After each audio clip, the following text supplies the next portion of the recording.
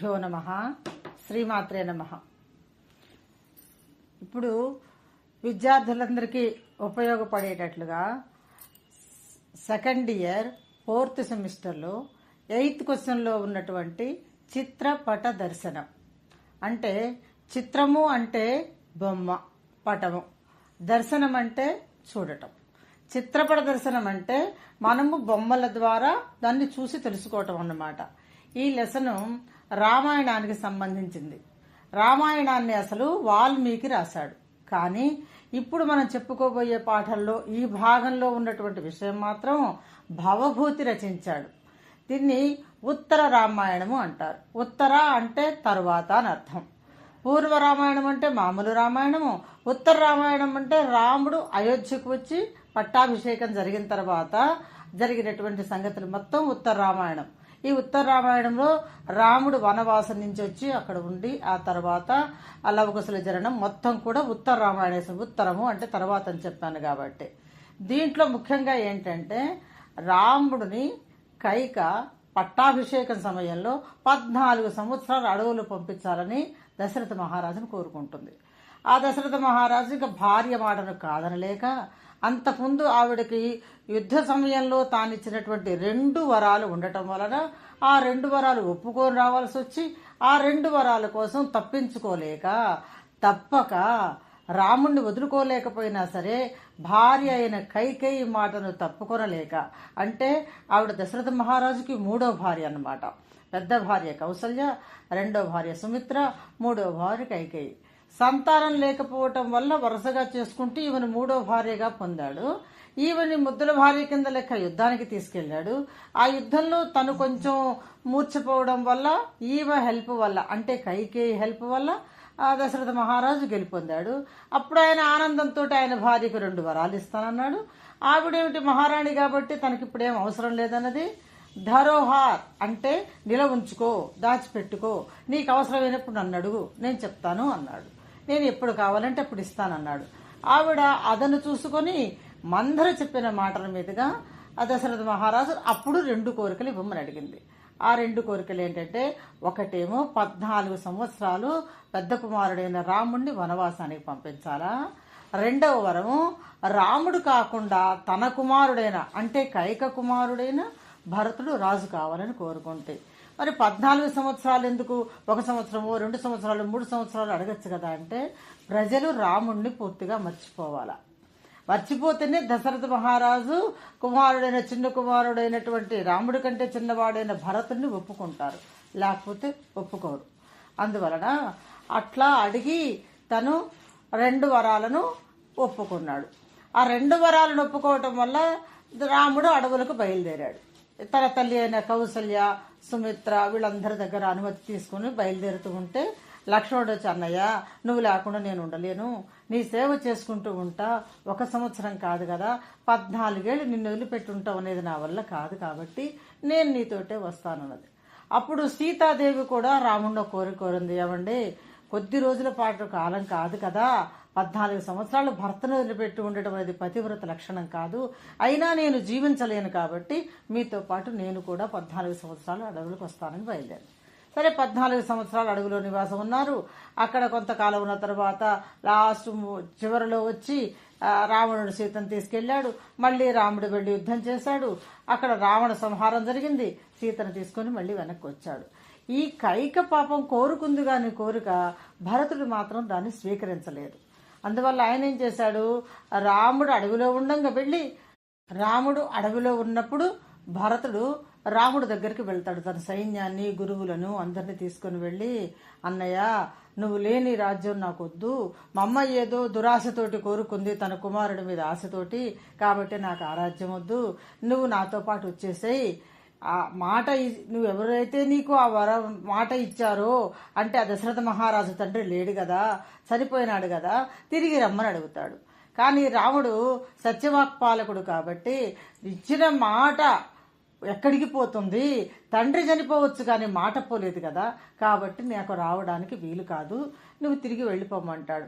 అప్పుడు ఆయన నాకు రాజ్యం నా పేరు మీద రాజ్యం వేలను, ఇప్పుడు తండ్రి లేకుండా నువ్వు లేకుండా అనాథలు కాకూడదు కదా ప్రజలు, అందువల్ల నేను నీ పాదుకలు ఇస్తే తీర్థపై పట్టాభిషేకం చేసి దాని స్థానంలో పాదుకల స్థానంలో నువ్వున్నట్టుగా భావించి నేను రోజు వాటికి నమస్కారం చేసుకుంటూ నేను పరిపాలన చేస్తానని పోయాడు.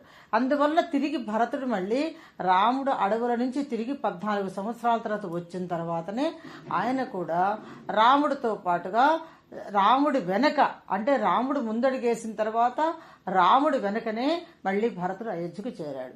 అయోధ్యకు చేరిన తర్వాత అందరూ పట్టాభిషేకానికి ఏర్పాట్లు చేశారు, వశిష్ఠుడు, విశ్వామిత్రుడు అందరూ కూడా.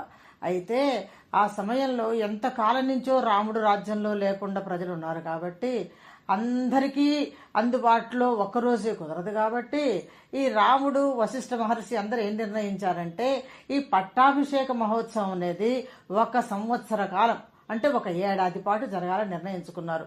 అంటే ఎవరు ఎప్పుడు వీలైనా వీలు కాకపోయినా ఈ సంవత్సరంలోపు అందరూ దర్శించుకోవచ్చని. ఎందుకంటే మిథిలానగర్ నుంచి జనక మహారాజు వాళ్ళందరూ రావాలి, అయోధ్యలో ప్రజలందరూ ఉండాలా, ఇప్పుడు లంకలో పరిచయమైనటువంటి విభీషణుడు, ఆంజనేయుడు వీళ్ళందరూ రావాలా, ఈ గ్రామ ప్రజలందరూ ఉండాలా. ఇంతమందికి జరగాలంటే 1 రోజు 2 రోజులు కుదరదు కాబట్టి సంవత్సరం ఏర్పాటు చేశారు. అయితే అందరికీ తెలియంది ఒక విషయం ఏంటంటే రాముడికి ఒక అక్క ఉన్నది. అంటే కౌసల్యకు రాముడి కంటే ముందు ఒక అమ్మాయి జన్మించిందనమాట. ఆ అమ్మాయి పేరు శాంత. ఆవిడ పెరిగి పెద్దయిన తర్వాత అడవుల్లో ఉండేటువంటి ఒక ఋష్యశృంగ మహర్షి అని ఒక ఆయన ఉన్నాడు. ఆయన మహాతపస్సంపన్నుడు మహర్షి అన్నమాట. ఆయన ఎటువంటి వాడంటే ఆ జన్మ బ్రహ్మచారి. అందువలన ఎక్కడైనా ఏదైనా ఇబ్బందులు కనుక కలిగితే ఆ మహర్షిని తీసుకెళ్లి ఆ ఊరి పొలిమేరల్లో కనుక ఆయన పాదాన్ని కింద తాకిస్తే ఆ ఊరంతా సస్యశ్యామలం, ఆ రాజ్యం అంతా సస్యశ్యామలం, ఎటువంటి ఇబ్బంది ఉండదన్నమాట. అందుకని ఆయన ఈ రాముడు రాజ్యంలో లేకపోబట్టి ఈ 12 సంవత్సరాల నుంచి ఎటువంటి యజ్ఞాలు యాగాలు చేయటం లేదు. ఇప్పుడు రాముడు ఎప్పుడైతే వచ్చి పట్టాభిషేకం జరిగిందో మొదలైంది కదా పట్టాభిషేకం, ఇంకా మనకెందుకు, మనందరిపై యజ్ఞం యాగం చేసుకుందామని ఈ రాముడు వాళ్ళ తల్లులైనటువంటి ముగ్గురిని, అంటే కౌసల్య, సుమిత్ర, కైకేయి, అంటే ప్రస్తుతం దశరథ మహారాజు లేడు, వాళ్ళు విధవరాణులుగా ఉన్నారు కాబట్టి యజ్ఞానికి తీసపై మనశ్శాంతి చేకూర్చొచ్చు అనుకున్నాడు ఈ ఋష్యశృంగ మహర్షి.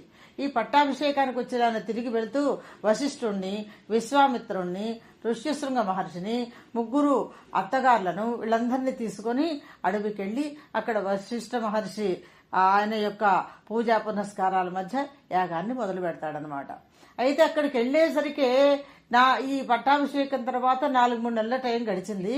అప్పటికి సీతాదేవి గర్భవతిగా ఉంది. ఇక్కడ వాళ్ళందరూ వెళ్తూ ఉన్నారు, కానీ రాముడికి తోడు మాత్రం లక్ష్మణుడు ఇక్కడ ఉంచిపోయారు. అంటే ఇప్పుడు రామరాజ్యంగా ఉన్నటువంటి అయోధ్యలో రాముడు, లక్ష్మణుడు, సీత మాత్రమే నివాసం ఉంటున్నారు. అయితే ఈ అందరితో పాటుగా ఆ పట్టాభిషేకానికి జనక మహారాజు కూడా వచ్చాడు. ఆ జనక మహారాజు కూడా కొద్ది కాలం తర్వాత ఒకరోజు రాముడు, సీత కూర్చొని ఉండగా, నాయన ఇంకా నేను వెళ్ళొస్తాను, నేను కూడా ఒక మహారాజును కదా, నాకు అగ్ని కార్యాలున్నాయి, ప్రజల పరిపాలన ఉంది, ఇక్కడే చూస్తూ కూర్చుంటే ఎట్లా, ఇప్పుడు అడవులు కాదు కదా, ఇంకిక్కడికి వచ్చారు కాబట్టి నేను కూడా తిరిగి నా రాజ్యానికి వెళ్ళి నా ప్రజల పరిపాలన చూసుకుంటాను, మీరేం దిగులు పడాల్సిన అవసరం లేదు, ఎప్పుడు కావాలంటే అప్పుడు నేనైనా రావచ్చు, నన్ను చూడాలనుకుంటే మీరైనా రావచ్చు, కాబట్టి ఇంకా నేను బయలుదేరుతాను, రేపు బయలుదేరుతాను ఆయన అని చెప్తారు. ఆ మాట విన్న దగ్గర నుంచి సీతాదేవి చాలా బాధపడుతూ ఈ చాలా కాలం, అంటే 14 ఏళ్ల తర్వాత తండ్రిని చూసింది కాబట్టి ఇంకా కొద్ది రోజులు తండ్రి దగ్గర ఉంటే బాగుండని కోరుకున్నదనమాట. కానీ ఆ అగ్ని కార్యాలు అవన్నీ చేయాల్సినటువంటి మహారాజు కాబట్టి తప్పదు కదా, బయలుదేరిపోవడానికి సిద్ధపడుతున్నాడు. తెల్లవారింది, బయలుదేరాడు జనక మహారాజు, రథంలోకి వెళ్తూ ఉన్నాడు. అయితే ఆ టయానికి రాముడు మాత్రం ప్రజాపాలన నిమిత్తం దర్బారుకి వెళ్ళాడు అయోధ్యలో. ఈయన బయలుదేరిపోతూ ఉంటే సీతాదేవి తట్టుకోలేక ఏడుస్తూ ఇంట్లోకి వెళ్ళి పడుకొని ఎక్కిళ్ళు పెట్టి ఏడుస్తూ ఉన్నదట. అంటే వియోగ బాధ అనమాట. తండ్రి దూరం అయిపోతున్నాడు కదా, మళ్ళీ ఎప్పటికి చూస్తాను అనే బాధలో ఉందని. అప్పుడు లక్ష్మణుడు గమనించాడు.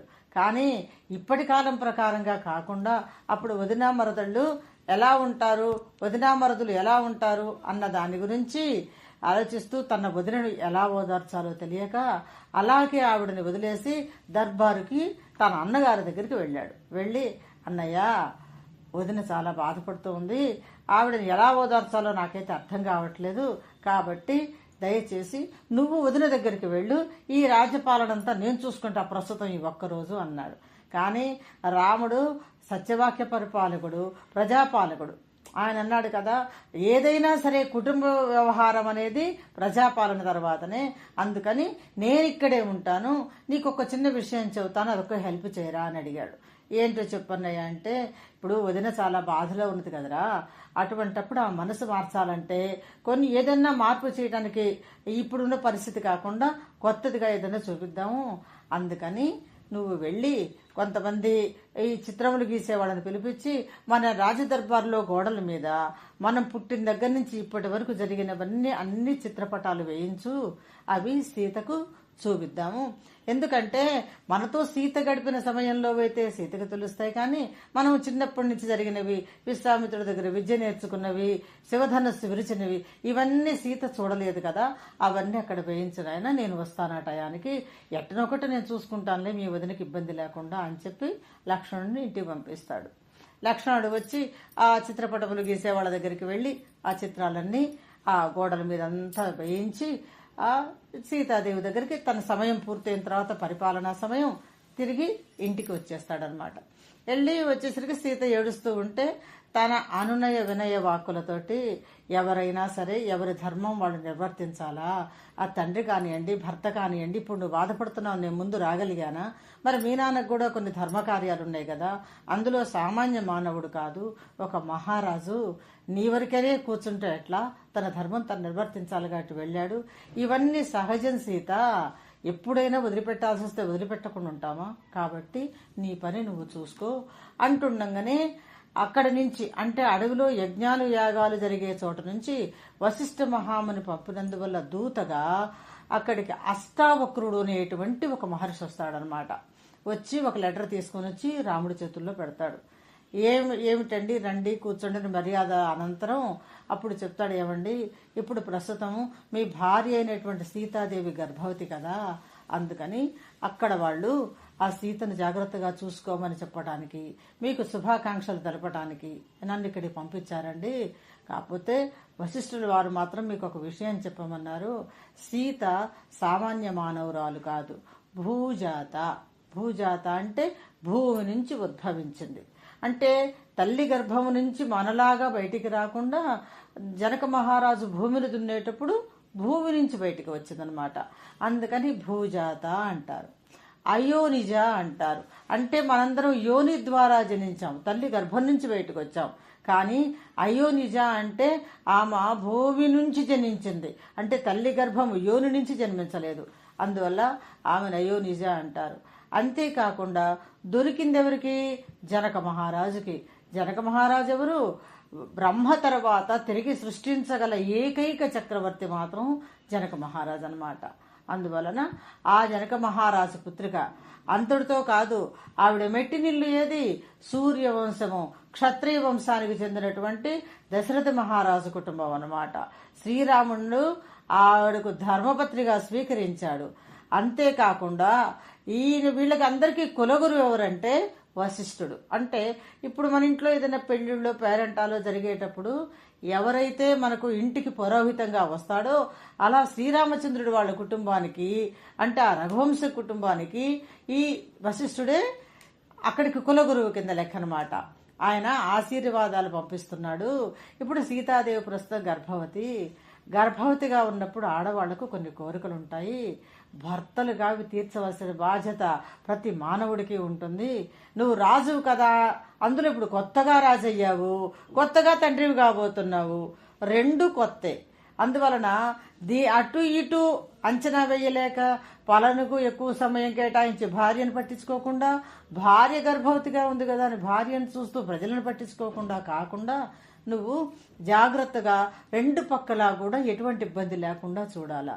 ఆ మధ్యలో సీతాదేవికి ఏమన్నా కోరికలుంటే తప్పకుండా తీర్చాలా అని భార్య మీద ప్రేమతోటి రాజ్యపాలనను మాత్రం నువ్వు నిర్లక్ష్యం చేయకూడదు అని చెప్పమన్నారండి నీతో అని అష్టావక్రుడు శ్రీరామచంద్రుడికి చెప్తే ఆయన అన్నాడట, అవసరమైతే సీతాదేవినైనా వదులుకుంటా గాని ప్రజలకు అన్యాయం చెయ్యను అన్నట్ట. చూడండి వాక్కు ఎలా వచ్చిందో. అంటే ఒక్కొక్కసారి అన్న వాక్కులు ఫలిస్తూ ఉంటాయి. అంటే చెప్తూ ఉంటారు పెద్దలు, తథాస్తు దేవతలని ఉంటారు. మనం ఏదైనా ఒక మాట అంటే ఆ పైన పోయేటువంటి దేవతలు తథాస్తు అన్నారనుకోండి, ఆ మాట అవుతుందట. అట్లాగే ఇప్పుడు పరిపాలన చూసుకుంటాను, భార్యను చూసుకుంటాను, ఏ లోపం రానివ్వను అని చెప్పొచ్చు కదా.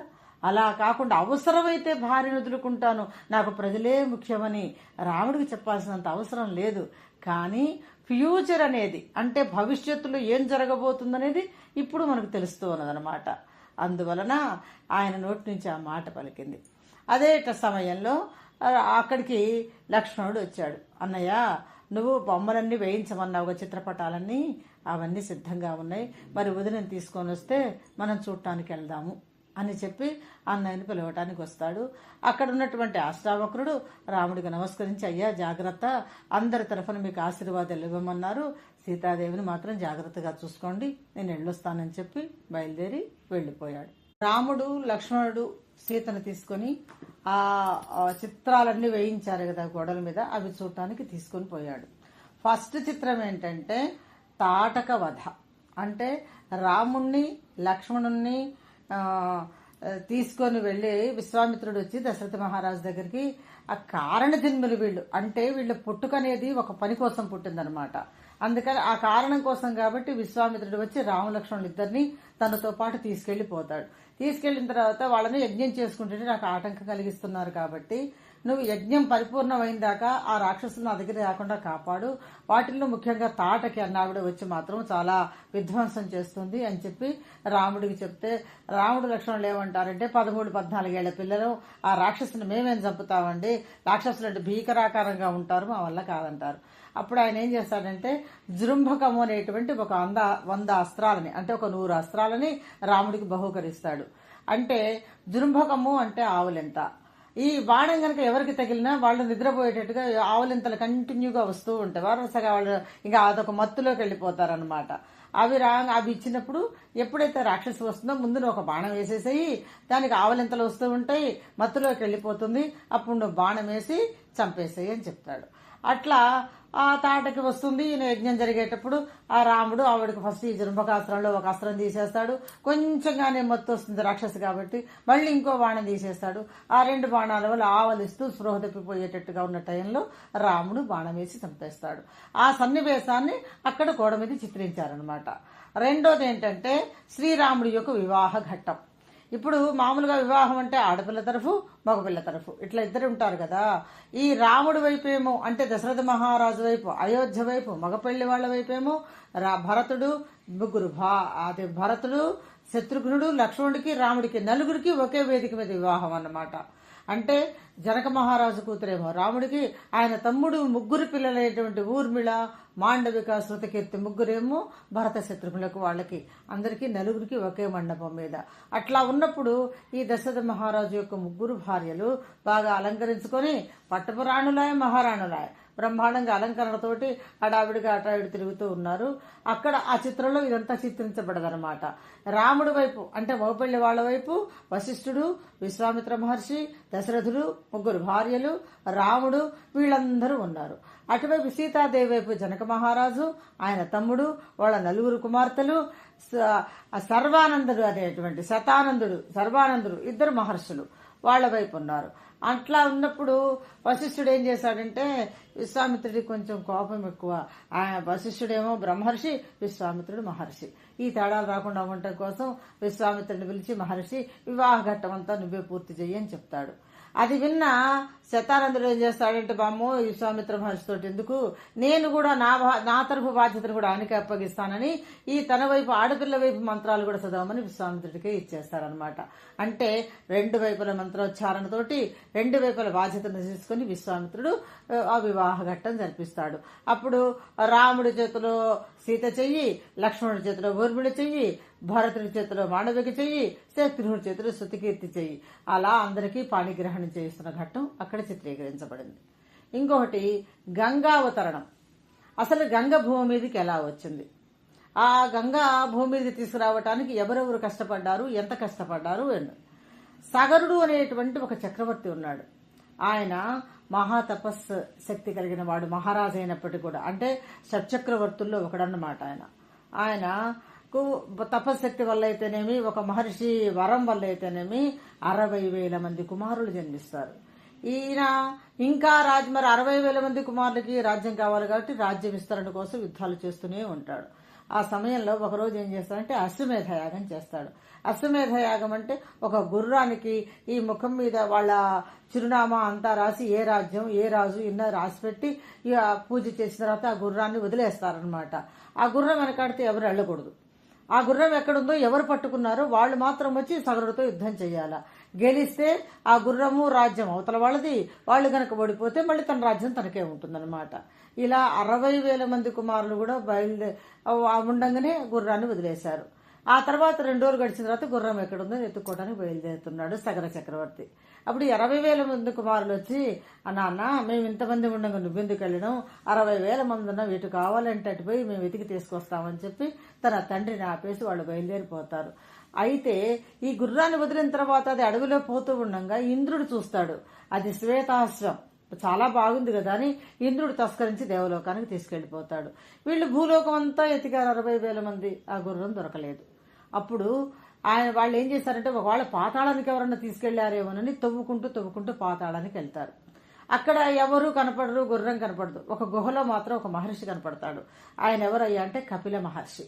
ఆయన దగ్గరికి వెళ్లి పిలుస్తారు. పిలిస్తే తపస్సులో ఉన్నాడు, ఆయన పలకపోయేసరికి అప్పుడు వాళ్ళు ఏం చేయాలో అర్థం కాక ఆయన్ని తట్టి లేపుతారనమాట. అంటి కుదిపి కదిలిచ్చి, మహర్షి ఆ గుర్రం ఎక్కడా చూసావా అని అడుగుతారు. అప్పుడు ఆయన కోపంతో గబక్కున కళ్ళు తెరుస్తాడు. తెచ్చేసరికి ఆయన నేత్రాల్లోంచి అగ్ని ప్రసరిస్తుంది. ఆ అగ్ని ఒకరి ద్వారా ఒకరికి తగులుకుంటూ వరసగా ఉన్నటువంటి గుహ లోపల నుంచి గుహ బయట దాకా ఉన్న 60,000 మంది తడిసి మండిపోయి మంటలకు అంటుకొని మండిపోయి బూడిద కుప్పలుగా మిగిలిపోతారు. అప్పుడు వాళ్ళని ఏం చేయాలో అర్థం కాక వాళ్ళందరూ చనిపోతారు. ఇక్కడ రాజేమో ఎదురు చూస్తూ ఉంటాడు, గుర్రాన్ని తీసుకున్న కుమారులు ఎప్పుడు వస్తారా అని. ఎంతకాలానికి రాకపోతే సేవకులను పంపిస్తారు. ఆ సేవకులు అది చూసుకుంటూ పోయి ఎక్కడా దొరక ఇక్కడ ఎందుకు తవ్వి ఉన్నది లోపలికి పోదామని భూగృహంలోకి వెళ్ళి చూస్తే అక్కడ అన్ని బూడిద కుప్పలు ఉంటాయి. ఆ లోపల పోయి మహర్షిని అడుగుతారు. ఎవరోనయ్యా చాలా మంది వచ్చారు, గుర్రం గురించి అడిగారు, నేను తపశక్తిలో ఉన్నా, వాళ్ళు నన్ను కదిలించారు, నా కోపాగ్నికి వాళ్ళు బూడిదైపోయినట్టున్నారు, నాకైతే గుర్రం గురించి ఏం తెలియదు అని చెప్తారు. అప్పుడు వాళ్ళు మళ్ళీ రాజుగారికి వచ్చి చెప్తే ఆయన, ఇంతమంది కుమారుండి అందరు బూడిదగా మారిపోయినారే, వాళ్ళకి ముక్తి మోక్షం లేదా అని ఆలోచిస్తూ తన కుటుంబీకుడైనటువంటి, తన కుటుంబానికి చెందిన వాడైనటువంటి, వీళ్ళు కూడా దశరథ మహారాజు యొక్క అయోధ్యను పరిపాలించినటువంటి రాజుల్లో కొంతమంది అన్నమాట, భగీరథుడిని పిలుస్తారు. భగీరథుడిని పిలిచిన ఆయన, భగీరథ, ఈ 60,000 మంది బూడిద కుప్పలుగా ఉన్నారు కాబట్టి వాళ్లకు మోక్షం కల్పించాలా, అది గంగలో వాళ్ళ అస్థికలు తడిసినప్పుడే జరుగుతుంది కాబట్టి ఇప్పటి వరకు ఆకాశంలో ఉన్న గంగను ఎలాగైనా భూమి మీదకి తీసుకురా అని చెప్తారు. అప్పుడు భగీరథుడు 2,000 సంవత్సరాలు తపస్సు చేస్తాడు. బ్రహ్మ ప్రత్యక్షం అవుతాడు. ఏం కావాలో కోరుకో అంటాడు. ఆ గంగను భూమి మీదకి తీసుకురావాలి అంటే ఆయన ఏం చెప్తాడంటే, గంగ భూమి మీదకి వస్తే భూమాత తట్టుకోలేదు, అందుకని ఆ తట్టుకోవటానికి ఎవరైతే శక్తివంతుడంటే ఒక శివుడు మాత్రమే దాన్ని తట్టుకోగలుగుతాడు. శివుడి నెత్తి మీద జటాజూటం ఉంటుంది కదా, అంటే జుట్టుతో వేసిన ముడి లాంటిది, దాని మీద గనక గంగ ఫస్ట్ స్టెప్ పడితే రెండోసారి కిందికి పెట్టేప్పుడు వేగం తగ్గి భూమాత తట్టుకుంటుంది. కాబట్టి ముందు నువ్వు శివుడి గురించి తపస్సు చేయమంటారు. మళ్ళీ శివుడి గురించి తపస్సు చేస్తాడు. శివుడు ప్రత్యక్షమే ఏం కావాలో కోరుకుంటే, ఏం లేదండి, గంగను మేము భూమి మీదకి తేవాలనుకుంటున్నాము, ఆ భూమాత తట్టుకోలేనంటుంది, కాబట్టి మీరు ఫస్ట్ మీ జటాజూటం మీదికి తెచ్చుకొని తర్వాత మీరు కిందికి వదిలారంటే వేగం తగ్గుతుంది, కాబట్టి నీటి వేగం భూమాత దెబ్బతినకుండా ఉంటుంది, అప్పుడు భూమి మీదకి నీళ్లు పారుతాయి అని చెప్తాడు. సరేలేని ఒప్పుకుంటాడు. సరే గంగకు చెప్తారు, పోయి అమ్మా ఫస్ట్ నువ్వు శివుడు జటాజూటం మీదికి రా, తర్వాత కిందికి వచ్చేది కానీ. అయితే అప్పుడు ఒక స్త్రీ కొంచెం దురాశతోటి ఏం ఆలోచించిందంటే, నెత్తి మీదకి ఎక్కుతున్నా కదా, నేను ఎట్టాగు శివుడి నెత్తి మీదకి ఎక్కుతున్నా కదా, శివుడిని తొక్కేస్తే పోలేదా పాతాళం దాకా అనుకుంటుంది. అనుకొని అతన్ని పాతాళం దాకా తీసుకుపడేది ఫోర్స్గా శివుడి మీదకి పడుతుంది. శివుడికి ఏమన్నా తెలియదా, ఆయన త్రిలోక సంచారి కదా, ఆయన ఏమనుకుంటాడు, అబ్బో ఆడది కదా అనుకున్నాను కానీ గంగ ఇంత ఘోరంగా ఆలోచిస్తున్నదా, నేను చూసుకుంటాడు సంగతి అనుకొని తన జటా మీద పడ్డ నీళ్లు మొత్తం ఎప్పటికప్పుడు లోపలికి పీల్చుకుంటాడు. చుక్క కూడా ఇంకా కింద పడదన్నమాట. మళ్ళీ భగీరథుడు అడుగుతాడు వచ్చి, ఏంటయ్యా అంత పడుతున్నది కానీ కిందికి చుక్క రావట్లేదు, నువ్వు మాకు నీళ్లు తెలవని అడిగితే అప్పుడు గంగని నువ్వు అట్లా చేస్తావు, అప్పుడు గంగాదేవరదమ్మో నాకు వల్ల కావట్లేదు కదా అని శివుడి దగ్గరికి వచ్చి నమస్కారం పెట్టిన ఆయన, నేను పాపం చేశాను, ఘోరంగా ఆలోచించాను, నాకు ఎట్లయినా ముక్తిని కలిగించు అని చెప్తే అప్పుడు మళ్ళీ వదులుతాడనమాట. వదిలిన గంగ మళ్ళీ కిందికి వస్తుంది. ఆ గంగ కిందకి పట్టడం చూసిన భగీరథుడు, అమ్మా నేను ముందు వెళ్తూ ఉంటా, నీవు వేగం ఎక్కువ కదా, నేను స్పీడ్గా ముందుకు వెళ్తూ ఉంటా, నిదానంగా నా వెనకాడితే ఆ బూడిద కుప్పలు ఎక్కడున్నాయో అక్కడికి రమ్మంటాడు. ఆ పోతూ ఉన్న సమయంలో మధ్యన జహును మహర్షి ఆశ్రమం అని ఒకటి వస్తుంది. మళ్ళీ ఈ స్త్రీ బుద్ధి చంచలహ అన్నట్టుగా ఆవిడ మార్పు లేకుండా ఈ ఆయన ఉన్నటువంటి ఆశ్రమం మొత్తాన్ని ముంచేస్తుంది అనమాట. ఆయన మహర్షి కదా, అబ్బాయి మళ్ళీ ఇట్లా చేసిందేంట, మంచి పనులు చేయాలి కదా ప్రజోపయోగం కోసం ఇట్లా చేసిందని చెప్పి తను ఏం చేస్తాడంటే ఆ పారుతున్న నీళ్ళని మొత్తాన్ని తాగేసేస్తాడు. మళ్ళీ చుక్క కూడా మిగలదు. మళ్ళీ భగీరథుడు వెనక్కి తిరిగి చూస్తే నీళ్లుండవు. అప్పుడు మళ్ళీ వెనక్కి వచ్చాను కపిల మహర్షిని బతిలాడుకుంటాడు.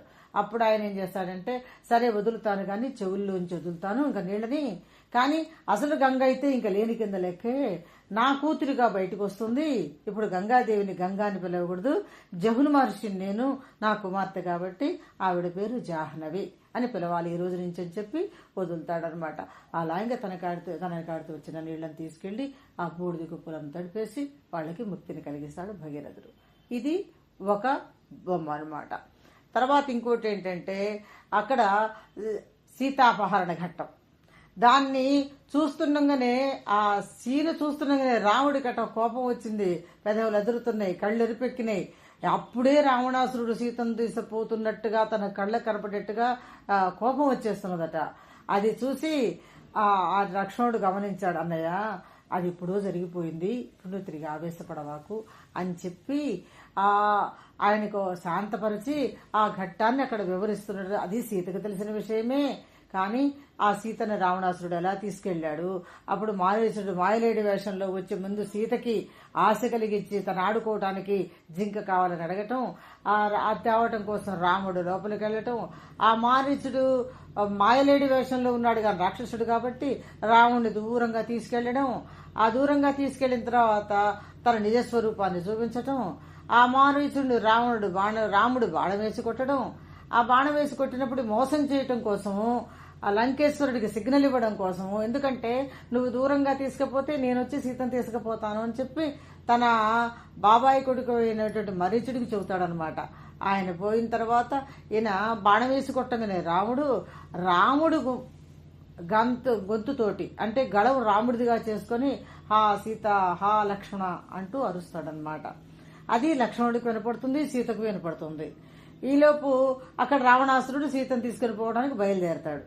ఇక్కడ అప్పుడు సీతాదేవి అంటుంది కదా, నాయన లక్ష్మణ మీ అన్నగారు ఏదో ఆపదలో ఉన్నారు, పోయి రాముడిని రక్షించమని అడుగుతుంది.